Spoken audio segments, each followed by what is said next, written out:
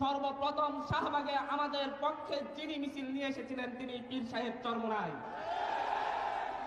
সেদিন প্রেস ক্লাবের সামনে থেকে যখন আমরা শাহবাগে অবস্থান করছিলাম, পুলিশের রক্তচক্ষু উপেক্ষা করে সেদিন প্রেস ক্লাবের সামনে থেকে চরমোনাই পীর সাহেব নায়েবে আমির ফয়জুল করিমের নেতৃত্বে একটি মিছিল এসে আমাদেরকে সাহস জুগিয়েছিল।